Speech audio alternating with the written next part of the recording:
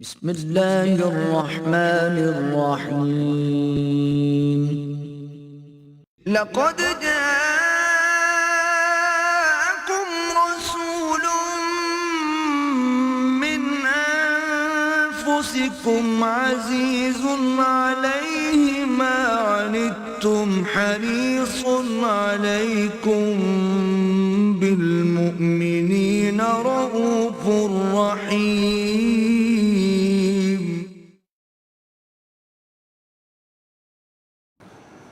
نحمده ونصلي على رسوله الكريم اما بعد فقد قال الله تبارك وتعالى كما ورد سورة البقرة الله ولي الذين آمنوا يخرجهم من الظلمات إلى النور وقال عز وجل كما ورد في سورة يونس ألا إن أولياء الله لا خوف عليهم ولا هم يحزنون الذين آمنوا وكانوا يتقون وقال عز وجل كما ورد في سورة قاف وَلَقَدْ خَلَقْنَا الْإِنسَانَ وَنَعْلَمُ مَا تُوَسْوِسُ بِهِ نَفْسُهُ وَنَحْنُ أَقْرَبُ إِلَيْهِ مِنْ حَبْلِ الْوَرِيدِ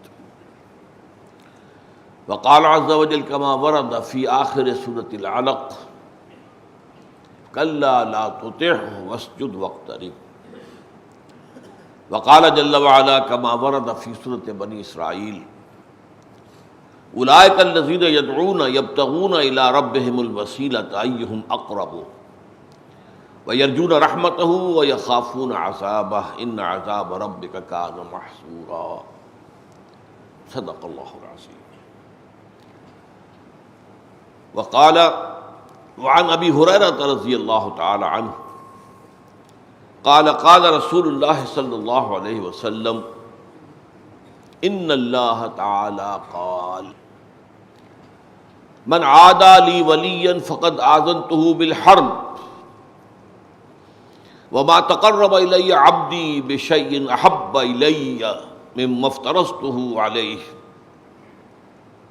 وما يزال عبدي يتقرب إلي بالنوافل حتى أحبه فإذا أحببته كنت سمعه الذي يسمع به وبصره الذي يبصر به ويده التي يبطش بها ورجله التي يمشي بها وإن سألني لأعطينه وإن استعاذني لأعيذنه رواه الإمام البخاري رحمه الله رب اشرح لي صدري ويسر لي أمري واحلل عقدة من لساني يفقهوا قولي اللهم ربنا ألهمنا رشدنا وأعذنا من شرور أنفسنا اللهم أرنا الحق حقا وارزقنا اتباعه وأرنا الباطل باطلا وارزقنا اجتنابه آمین یا رب العالمین۔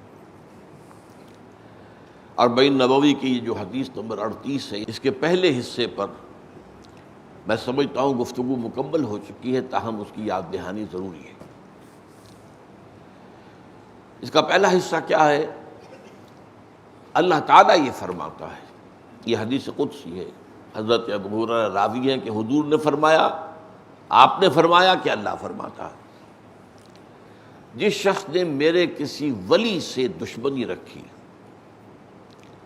تو اس کے لیے میری طرف سے اعلان جنگ ہے۔ بہت اہم حدیث، بہت اہم حدیث۔ اس میں نے سب سے پہلے عرض کیا تھا آیات قرآنیہ کے حوالے سے بھی، ولی ہوتا کون ہے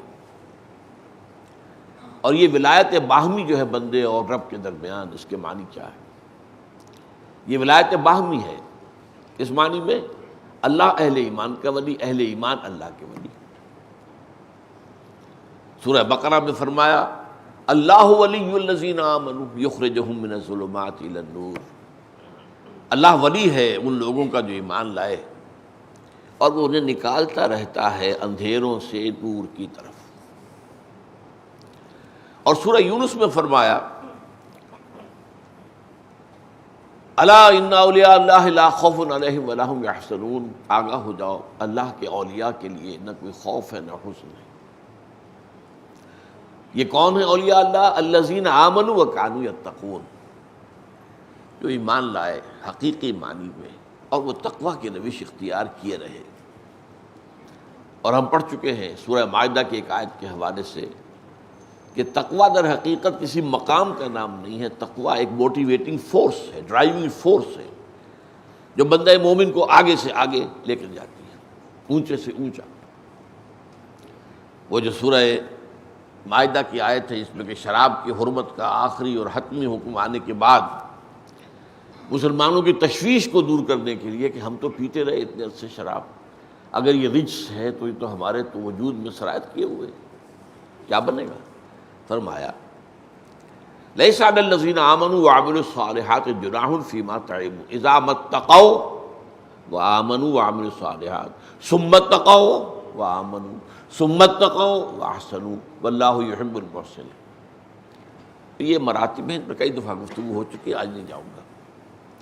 تو یہ ایک ولایت باہمی. ولی ہوتا کون ہے؟ جیسا کہ فرمایا الذین آمنوا وکانوا یتقون. ولی کے سر میں سینگ نہیں ہوتے، ولی بھی ایک عام انسان ہوتا ہے. یہی 2 ہاتھ 2 پاؤں ناک کان جو ہمارے ہیں ان کے بھی، یہی انبیاء کا معاملہ ہے.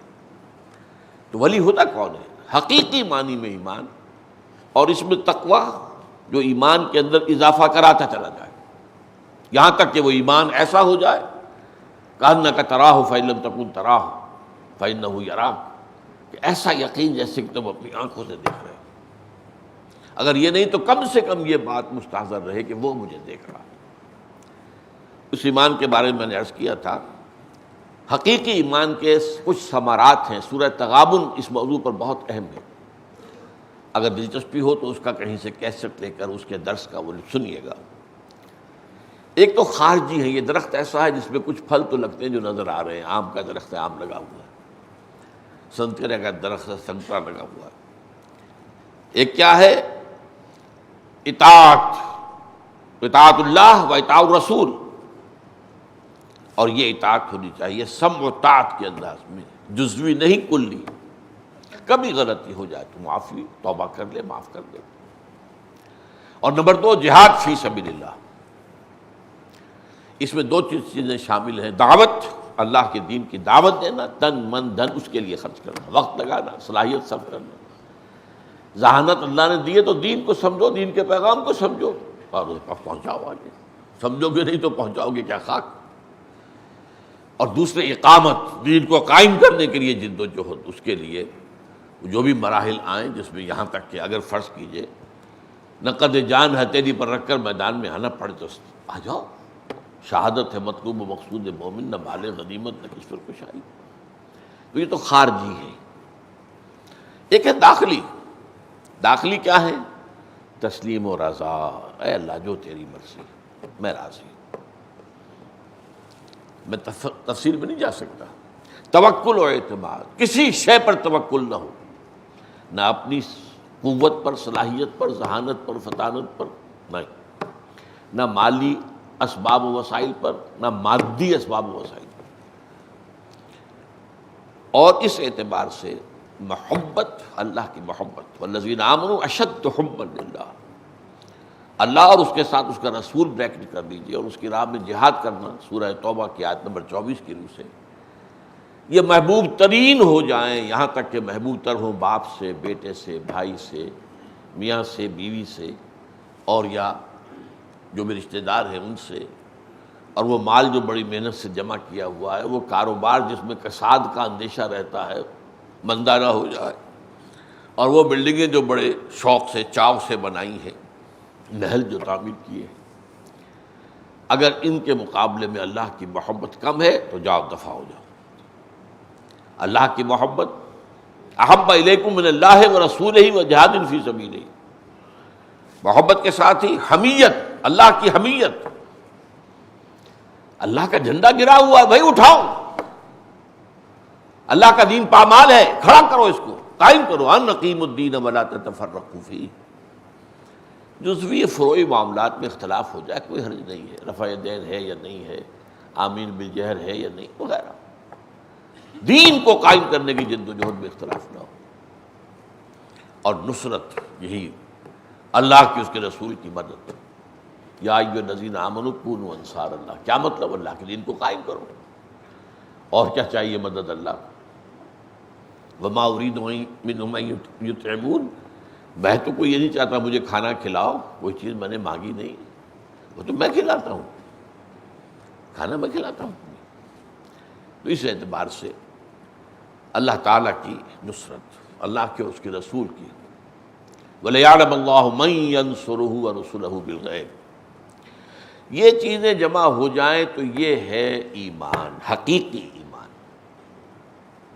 اور اس میں پھر اضافہ زیادہ سے زیادہ، جیسے آپ کہتے ہیں بھائی جتنا گڑ ڈالو گی اتنا ہی میٹھا ہوگا، اس میں جو شخص جتنے جتنے درجے میں تن من دھن لگا رہا ہے، ایسے بھی تھے جو انگلی کٹوا کر شہیدوں میں نام لکھوا لینے والے، ایسے بھی تھے صحابہ کے دور میں بھی تھے، منافقین تھے کہ نہیں تھے، نمازیں بڑے شوق سے آ کر حضور کی امامت میں پڑھتے تھے، لیکن جان و مال کا اللہ کی راہ میں خرچ کرنا یہ مشکل ہے، اور ایسے بھی ہیں جو ہمہ تن ہمہ وقت اسی کام کے اندر لگ جاتے ہیں۔ اللہ روزی تو انہیں بھی پہنچاتا ہے، وہ تو پہنچاتا ہے، وَمَا مِن دَابَّةٍ فِي الْأَرْضِ وَلَا فِي السَّمَاءِ إِلَّا عَلَى اللَّهِ رِزْقُهَا، رزق اللہ کے ذمہ ہے، وہ پہنچاتا ہے۔ تو اس اعتبار سے اس ایمان کے پھر درجے ہوتے چلے جائیں گے، کتنا کتنا آدمی اونچا گیا ہے۔ اب آئیے دوسرا حصہ جو ہے اس کا، اس حدیث کا، وَمَا تَقَرَّبَ إِلَيَّ عَبْدِي بِشَيْءٍ أَحَبَّ إِلَيَّ مِمَّا افْتَرَضْتُهُ عَلَيْهِ۔ اب یہاں قرب الہی کا ایک مضمون آ رہا ہے، تو پہلے یہ سمجھ لیں کہ قرب سے مطلب کیا ہے۔ کیا ہمارے اور اللہ کے درمیان کوئی فاصلہ ہے؟ آپ سفر کر رہے ہیں، کراچی جانا ہے، رفتہ رفتہ رفتہ رفتہ کار سے جا رہے ہوں، ٹرین سے جا رہے ہوں، ہوائی جہاز سے جا رہے ہیں، اسے بھی بہرحال 1.5 گھنٹہ تو لگ جاتا ہے، وقت لگتا ہے۔ تو پہلی بات تو اس کی نفی ہے، اللہ کہیں دور نہیں ہے، نحن اقرب الیہ من حبل الورید۔ سورہ قاف میں فرمایا ہم نے ہی انسان کو پیدا کیا ہے، وَلَقَدْ خَلَقْنَا الْإِنسَانَ وَنَعْلَمُ مَا تُوَسْوِسُ بِهِ نَفْسُهُ، اس کا جو نفس ہے، جو اس کے اندر وسوسہ اندازی کرتا رہتا ہے، نفس امارہ، وہ ہمیں خوب معلوم ہے۔ وَنَحْنُ أَقْرَبُ إِلَيْهِ مِنْ حَبْلِ الْوَرِيدِ، اور ہم تو انسان سے اس کی رگے جان سے بھی زیادہ قریب ہے۔ تو جب یہ قرب ہے تو پھر قرب الہی حاصل کرنے کی جد و جہد سے مانی دار ہے۔ تو معلوم ہوا کہ یہ ایک معنوی فصل ہے، معنوی بعد ہے، مکانی نہیں ہے۔ مکان کے اعتبار سے اللہ کے اور ہمارے درمیان کوئی فاصلہ نہیں، لیکن ایک پردہ سا، بڑا باریک سا پردہ ہے، وہ غیب کا پردہ ہے۔ آپ کہہ لیں اللہ غیب میں ہے، یا یہ کہہ لیں کہ ہم غیب میں ہیں۔ ہم غیب میں ہیں، یہ جو میں نے بتایا تھا آپ کو، حضرت عثمان بن علی الجلابی الحجویری ثم لاہوری، جن کو آپ داتا گنجبخش کہتے ہیں، ان کی کتاب کا نام بھی کیا ہے؟ کشف المحجوب۔ جو محجوب ہے، پردے میں آ گیا ہے، اس کو پردے کو اٹھا کر کھولنا۔ بہت پیارے اشعار ہے فارسی کے، کراج ہوئی چرا در پیچ و تابی، کس کو تلاش کر رہے ہو تم؟ جنگلوں میں گئے ہو تم، پہاڑوں کے چوٹیوں پہ گئے ہو تم، تپسیا کسے تلاش کر رہے ہو بھائی؟ کراج ہوئی چرادر سے پیچ و تابی، وہ پیچ و تاب میں کیوں مبتلا ہو؟ وہ جو اقبال نے کہا، اسی کشمکش میں گزری میری زندگی کی راتیں، کبھی سوز و ساز رومی، کبھی پیچ و تاب رازی۔ پیچ و تاب، فلسفی پیچ و تاب میں کہ او پیداست تو زیر نقابی، وہ تو ظاہر ہے، چھپا ہوا تو ہے، نقاب تو تیرے منہ پر پڑا ہوا ہے۔ کراج ہوئی چرادر پیچ و تابی کہ او پیداست هو الاول والآخر والظاہر والباطن، ظاہر ہے، آیا تو چھپا ہوا ہے، اس پردے کو اٹھانا ہے ذرا۔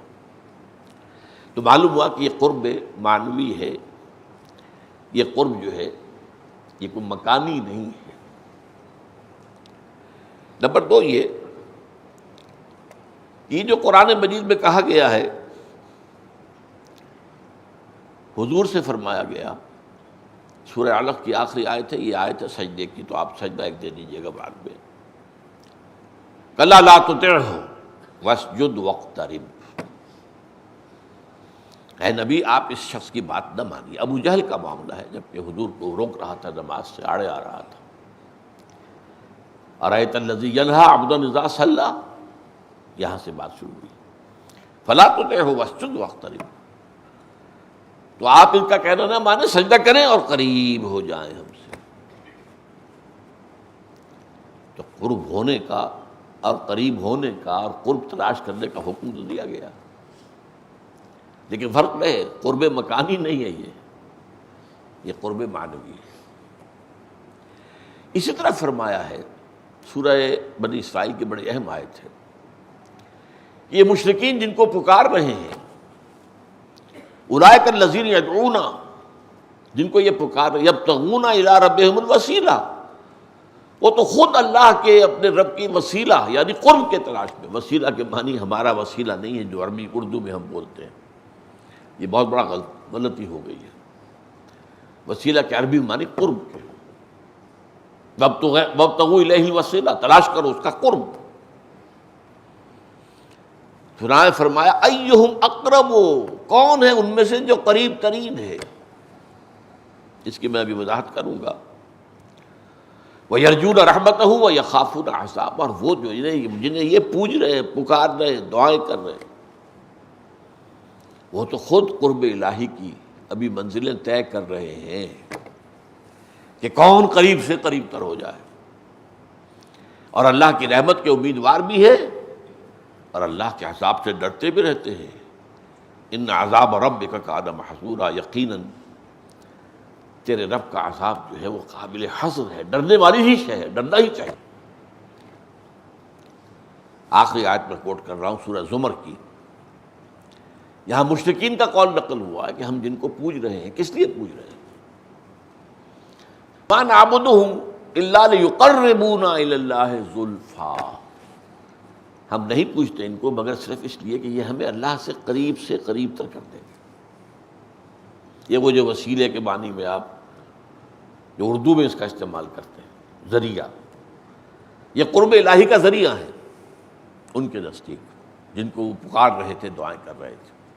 اب یہاں ایک بات نوٹ کر دیجیے، مشرکین جن چیزوں کی پرستش کرتے ہیں یا پوجا پاٹ کرتے ہیں یا عبادت کرتے ہیں، وہ دو طرح کی ہیں۔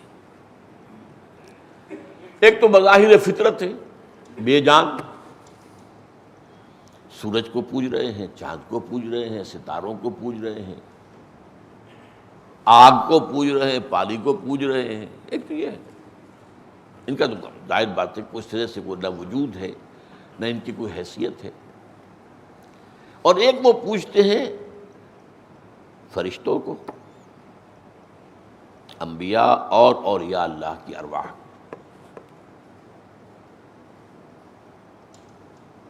یہ جو آپ کہتے ہیں یا غوث العظم جیلانی، یا علی مدد،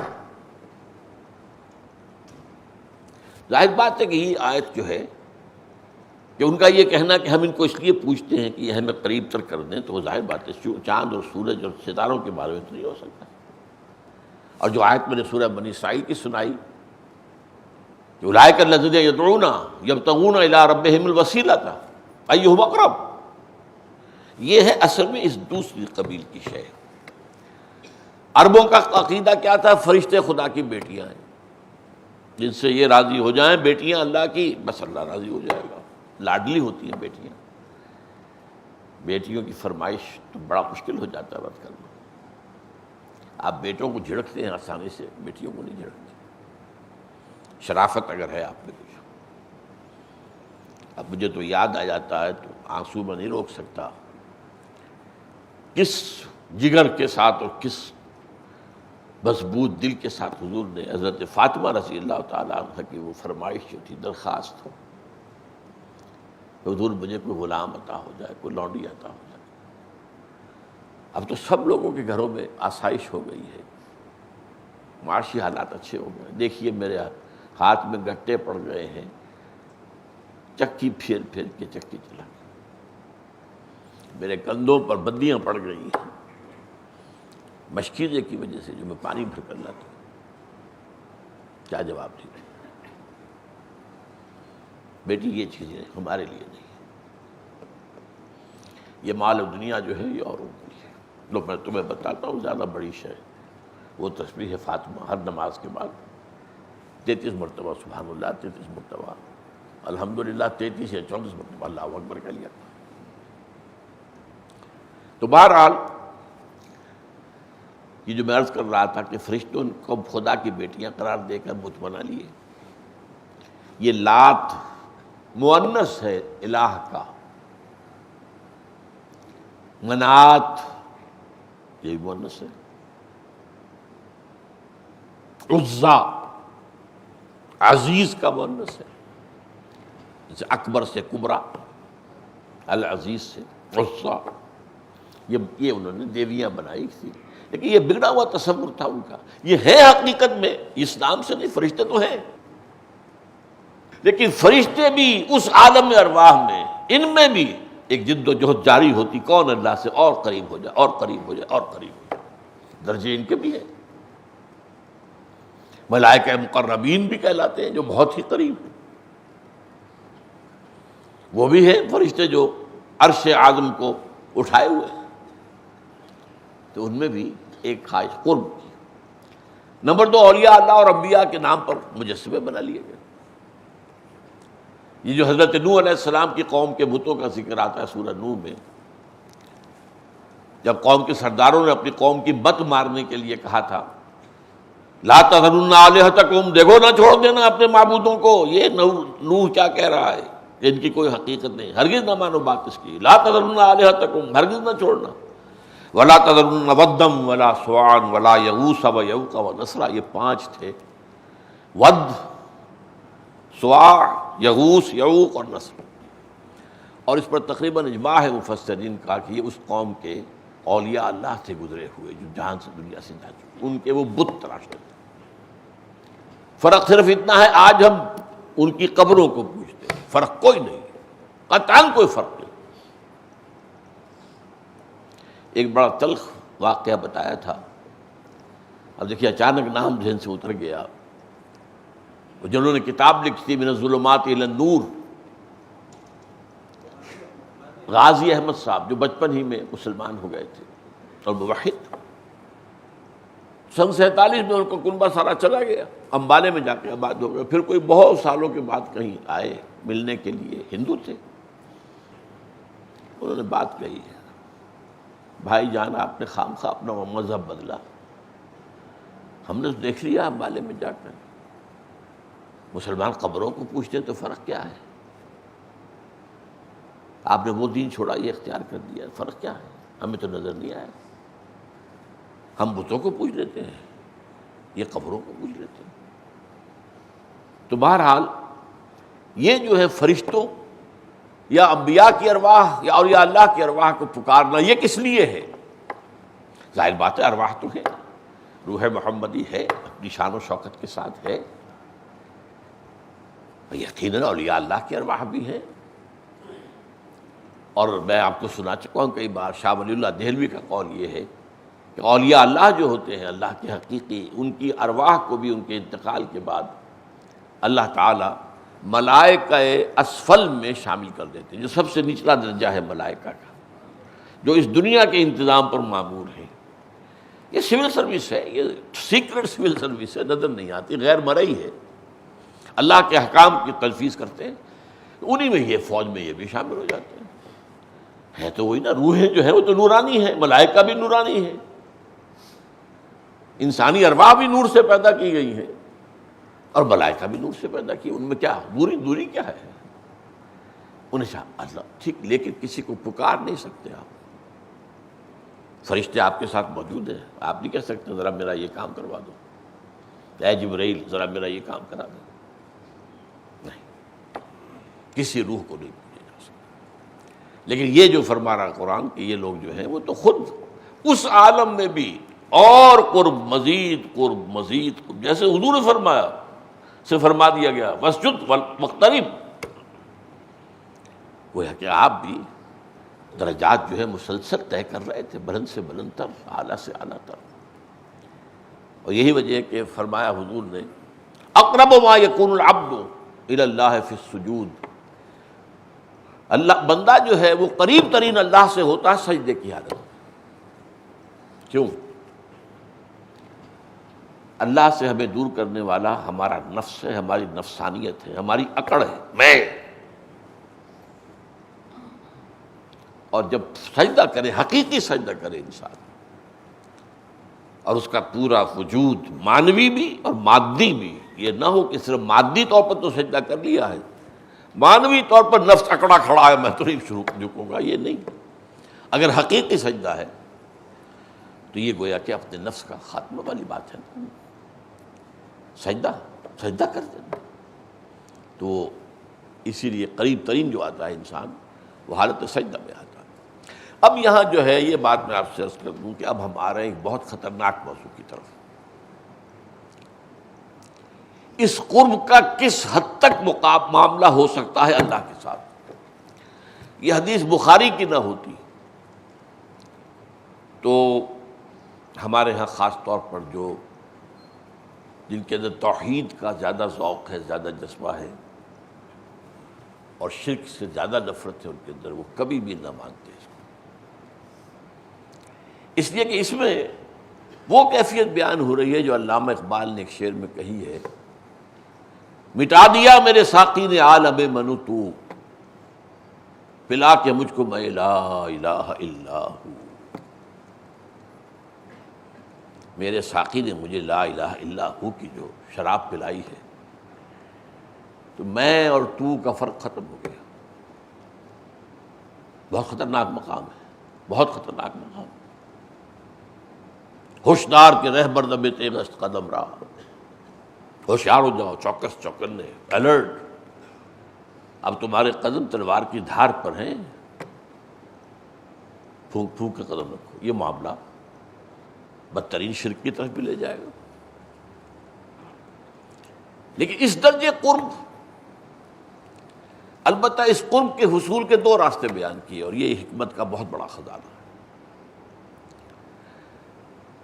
ما تقرب الی عبدی بشیء احب الی مما افترضته علیہ، نہیں میرا قرب حاصل کرنے کی کوشش کردہ میرا بندہ فرائض کے ذریعے سے تو وہ میرے لیے محبوب ترین ہے.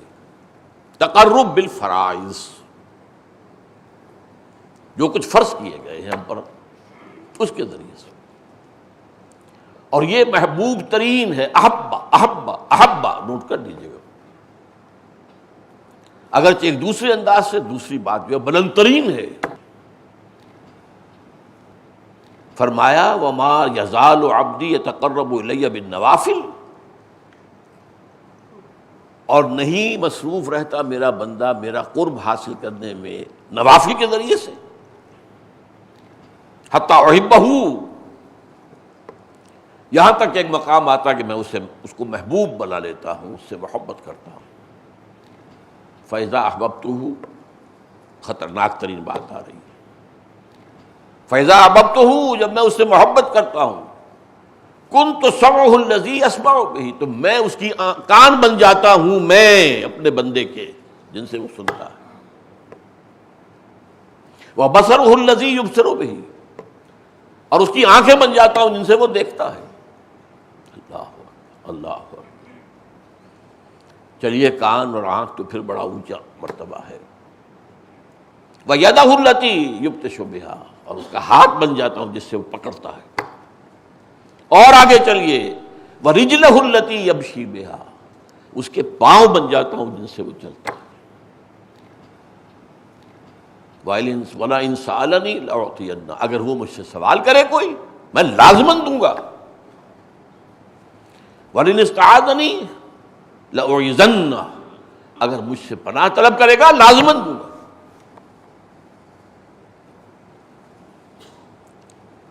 اب یہاں تو من و تو کا معاملہ تو ختم ہو گیا، اس درجے قرب، اس انتہا کا قرب۔ اب ظاہر بات ہے کہ یہ موضوع وہ ہے جس سے مسلمان صوفیہ نے بحث کی ہے، یہ بہرحال فقہا کا میدان نہیں ہے، یہ تو جس کو ہم عام طور پر تصوف کہہ دیتے ہیں، جس کی میں نے نفی کی اپنی تقریر میں، تصوف کا لفظ نہ قرآن میں ہے نہ حدیث میں ہے، یہ نئی اصطلاح ہے، اور اس میں بہت سے اس نئی بات کے ساتھ، نئے عنوان کے ساتھ بہت سی نئی چیزیں بھی اسلام کے باہر سے آ کر شامل ہو گئی ہیں، جو مروجہ تصوف ہے اس میں۔ لیکن ایک حقیقی تصوف بھی ہے، وہ کیا ہے؟ اللہ کا قرب، مزید مزید مزید مزید مزید۔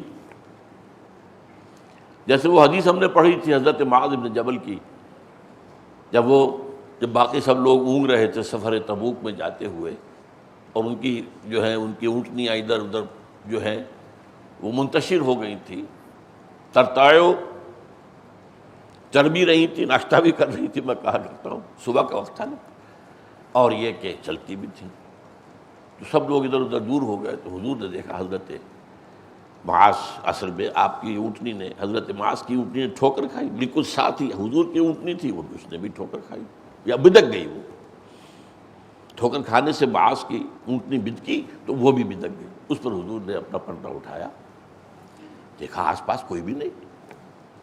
بہرحال وہ تفصیل جو ہم پڑھ چکے ہیں حدیث، اس کے ضمن میں یہ بات آتی ہے کہ حضور حضرت معاذ چونکہ قریب تھے، دیکھا آپ نے، فرمایا ادنو دونک، اور قریب آ جاؤ، اور قریب آ جاؤ، اور قریب آ جاؤ، تو اتنے قریب ہو گئے کہ دونوں کی اونٹنیاں جو ہیں آپس میں رگڑ کھا رہی ہیں، تو اللہ سے اور قریب اور قریب اور قریب اور قریب۔ یہ تقرب جو ہے یہ اولیاء اللہ کے کرنے کا کام ہے، جس کو اس حدیث کے شروع میں ذکر کیا گیا، من عادى لی ولیا فقد آذنتہ بالحرب، جس نے میرے کسی ولی سے دشمنی رکھی اس کے خلاف میرا اعلان جنگ۔ اب یہاں پہلے تو یہ نوٹ کیجئے کہ دو کھاتے کیوں علیحدہ ہیں، تقرب بالفرائض، تقرب بالنوافل۔ یہ تو سب جانتے ہیں فرض نماز افضل ہے نفل سے، کوئی شخص فرض نہیں پڑھتا اور سارا دن نفل پڑھتا رہے تو کچھ بھی نہیں، زیرو۔ ساری رات کھڑے رہے، فجر میں سو گئے، زیرو۔ فرض، فرائض کی ادائیگی کے بعد نوافل کا معاملہ آتا ہے۔ اب دیکھیے فرائض کا تصور جو میں نے کئی بار بیان کیا، نماز بھی فرض ہے، روزہ بھی فرض ہے، حج بھی فرض ہے، زکوٰۃ بھی فرض ہے، دین کی دعوت بھی فرض ہے، اور اقامت دین کی جدوجہد بھی فرض ہے۔ اس فرض کو ادا نہ کرے، نوافل پر آپ نے زور لگا دیا، نماز نفلی، روزے نفلی، حج نفلی، عمرے پہ عمرہ، عمرے پہ عمرہ، ہر سال عمرہ، رمضان کا عمرہ، کیا ہے یہ؟ فرض ترک کیا ہوا ہے؟ یہ فرض ادا ہو جائے، اللہ کا دین قائم ہو جائے، اب آپ دوسرے درجے میں آ سکتے ہیں، تقرب النوافل۔ اس لیے کہ وہ نظام خلافت قائم ہو گیا، اب دین کی مزید دعوت اس کے ذمہ ہے، اب دین کو بقیہ دنیا میں غالب کرنے کی جد و جہد اس کے ذمہ ہے۔ انڈیویجولز آر ایبسولوڈ، وہ بری ہو گئے۔ ہاں کسی موقع پر اس نظام خلافت کی طرف سے مطالبہ آئے کہ 10,000 آدمی چاہیے فلاں محاذ کے لیے، 10,000 نکل آئے، باقی جو آرام سے گھروں میں سوئیں، رات بھر کھڑے رہیں، علمی کام میں لگے رہیں، روحانی جد و جہد کریں، سب جائز، لیکن کب؟ جب دین قائم ہو چکا ہو۔ یہ ہے جو کانٹے کی بات سمجھنے کی۔ یہ تقرب اللہ تعالی نے فرمایا مجھے سب سے زیادہ محبوب ہے، احب الیہ۔ اب یہاں بھی دیکھیے، میں نے بہت مرتبہ مثال دی ہے، ایک جہاد کا مسئلہ ہے، جہاد شروع کہاں سے ہوتا ہے؟ اپنے نفس کے خلاف جہاد، یہ اہم ترین ہے، اسی لیے اسے افضل کہا گیا ہے، افضل الجہاد۔ پوچھا گیا ای الجہاد افضل، کون سا جہاد افضل؟ فرمایا ان تجاہد نفسک فی طاعت اللہ، کہ تم اپنے نفس کے خلاف جہاد کرو، اسے اللہ کا مطیع بناؤ۔ وہ جو میں نے 9 منزلیں بیان کی ہیں، میرا کتاب جو ہے حقیقت جہاد فی سبیل اللہ، 9 منزلیں، 9ویں منزل ہے قتال فی سبیل اللہ، یہ سب سے اونچی ہے۔ تو جہاد کا اعلیٰ ترین بلند ترین مقام قتال فی سبیل اللہ، لیکن اہم ترین مقام نفس کے خلاف جہاد۔ یہ فرق ذہن میں رکھیے۔ ایک اعتبار سے پہلی منزل ہوگی تو دوسری بنے گی، دوسری ہوگی تو تیسری، چوتھی، پانچویں، چھٹی، ساتویں، آٹھویں، لیکن سب سے بلند مقام ہے جب اللہ کی راہ میں نکلنا ہو، اس کے دین کو، اس کے کلمے کو، اس کی حکومت کو قائم کرنے کے لیے روئے عرصی پر، اور انسان نقد جان ہتھیلی پر رکھ کر میدان پہ آ جائے۔ تو وہ اعلیٰ ترین اور وہ اہم ترین ہے، دونوں سپرلیٹو ترین، اعلیٰ ترین اور اہم ترین۔ اسی طرح یہاں پر ہے تقرب الفرائض محبوب ترین، لیکن تقرب بالنوافل کا مقام اتنا بلند ہے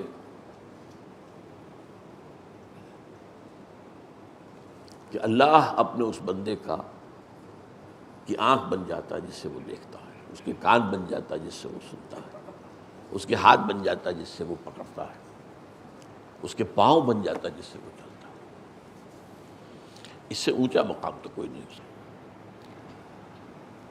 لیکن یہ تقرب النوافل، اور نوافل فرائض کے بعد،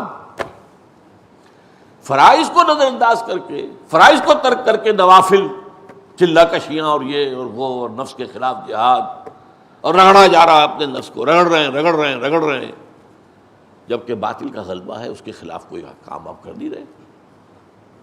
اللہ کا دین پامال ہے، اس کے خلاف کوئی جد و جہد نہیں، کوئی حمیت ہی نہیں، کوئی غیرت ہی نہیں۔ وہ جو حدیث بارہا میں نے سنائی ہے، انفرادی نیکی کا یہ عالم ہے کہ اوحى اللہ عز وجل الی جبرائیل علیہ الصلوۃ والسلام ونقل مدینہ کذا و کذا باہلھا، اللہ نے حضرت جبریل کو وحی کی کہ فلاں فلاں بستیوں کو الٹ دو ان کے رہنے والوں سمیت۔ قال فقال، حضور فرماتے ہیں کہ اس پر حضرت جبرائیل نے کہا، عرض کیا، یا رب ان فیہا عبدک فلانا لم یعصک طرفۃ عین، پروردگار اس وقت فلاں بندہ بھی ہے جس نے کبھی پلک جھپکنے یا نگاہ کے ادھر سے ادھر ہونے کا وقت بھی معصیت میں بسر نہیں کیا۔ اس کا تقویٰ، اس کی نیکی، اس کی پرہیزگاری، اس کا تدین کا آپ اندازہ کیجیے۔ فرمایا اقلبھا علیہ وعلیہ، الٹو اس بستی کو، پہلے اس پر پھر دوسروں پر۔ فإن وجہہ لم یتبعر فی ساعۃ قط، اس لیے کہ میری حمیت میں کبھی اس کے چہرے کا رنگ جو ہے سرخ نہیں ہوا۔ حمیت اتنی تو ہو کچھ کر نہ سکے، غصہ تو آئے، رنج تو ہو، صدمہ تو ہو۔ اسی کو کہا گیا جہاد بالقلب، جہاد بالید، جہاد باللسان، جہاد بالقلب۔ اگر یہ بھی نہیں ہے تو پھر تو یہ لگا رہا اپنے مست رکھو ذکر و فکر صبح گاہی میں اسے، پختہ تر کر دو مزاج خانقاہی میں اسے، باطل پھیلتا رہا، پھولتا رہا، پروان چڑھتا رہا، غالب ہوتا رہا، اور یہ لگا رہا اپنے مراقبوں میں اور اپنی چلہ کشی میں۔ یہ بڑا مجرم ہے۔ تو تقرب بالفرائض، البتہ اس میں جو بات کاٹے کی سمجھنے کی ہے، اقامت دین کی جد و جہد فرض ہے۔ اصل بات یہ ہے جو ہمارے ذہنوں سے نکل گئی۔ خلافت راشدہ کے بعد رفتہ رفتہ رفتہ رفتہ اسلام کا تصور بحیثیت دین کمزور ہوتا چلا گیا، یہاں تک کہ کہیں انگریز آ گئے، کہیں فرانسیسی آ گئے۔ کم سے کم مسلمانوں کی حکومت تھی تو قاضی تو ہوتے تھے، مفتی ہوتے تھے، فیصلے وہ کرتے تھے، قانون تو اسلامی نافذ تھا۔ اب کیا ہوا؟ اب انگریز آ گیا، اب تو پینل کوڈ ان کا ہے، سول کوڈ ان کا ہے، CRPC ان کا ہے، کرمنل پروسیجر کوڈ، سب اسی قوانین اسی کے۔ تو ہوتے ہوتے ہمارا ذہن یہاں پر آ کر فکس ہو گیا ہے کہ بس یہی چیزیں اصل ہیں، بس نماز، روزہ، حج و زکوٰۃ، سور نہیں کھانا، شراب نہیں پینی، زنا نہیں کرنا، بس اللہ کا باقی اقامت دین کی جد و جہد کا تصور علماء میں نہیں ہے، قطر نہیں ہے، تذکرہ ہی نہیں ہے، اس کی فرضیت تو بہت دور کی بات ہے، تصور ہی نہیں ہے۔ دین پڑھائے جاؤ پڑھائے جاؤ پڑھائے جاؤ، مفتی نکالے جاؤ، وہ سینکڑوں ہزاروں نکل رہے ہیں، کوئی معاشرے پر اس کا کوئی اثر ہے؟ ہاں ٹھیک ہے، نئی نئی مسجدیں بنتی ہیں تو نئے نئے خطیب بھی چاہیے، بس یہی ہے، اور کیا ہے؟ آبادی بڑھ رہی ہے، مسجدیں بن رہی ہیں، ہماری جو مذہبی سول سروس ہے اس کے لیے راستہ کھلا ہوا ہے۔ دین کی اقامت کہاں؟ اب کچھ تبدیلی آ رہی ہے دینی مدارس میں، ان کے اندر یہ لہر اب اٹھی ہے، اٹھ رہی ہے۔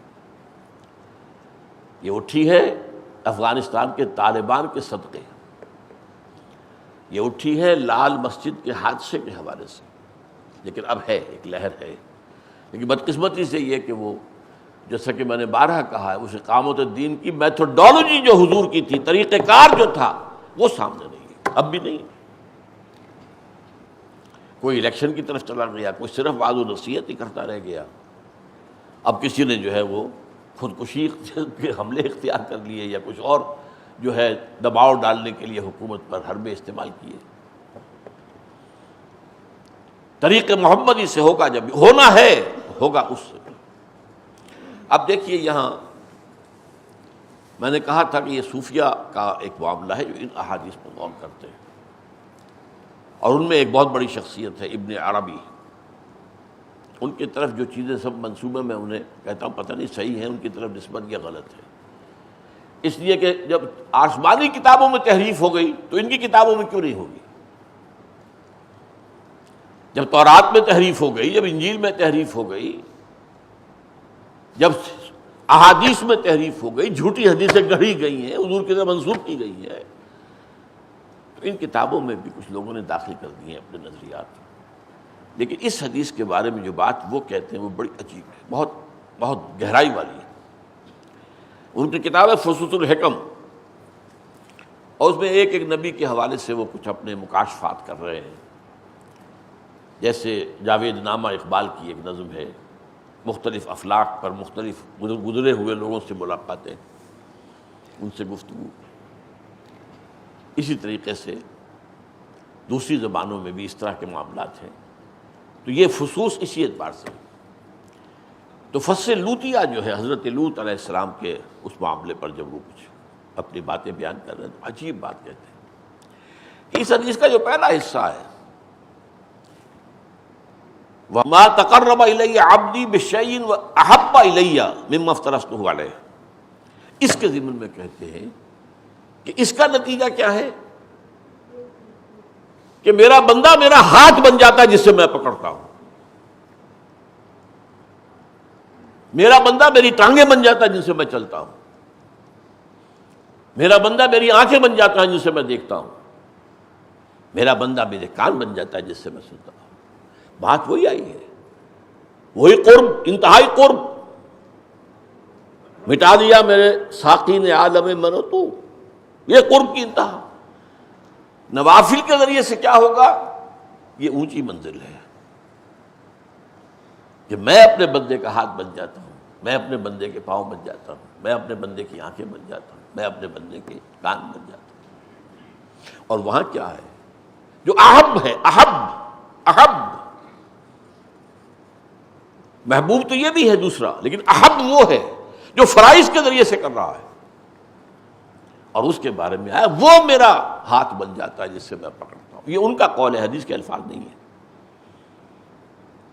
ابن عربی کا قول ہے کہ وہ تقرب اللہ کی طرف بالفرائض جب ہوتا ہے تو بندہ اللہ کے ہاتھ بن جاتا ہے جس سے وہ پکڑتا ہے، پاؤں بن جاتا ہے جن سے اللہ چلتا ہے، کان بن جاتا ہے جن سے اللہ سنتا ہے، آنکھیں بن جاتا ہے جن سے اللہ دیکھتا ہے۔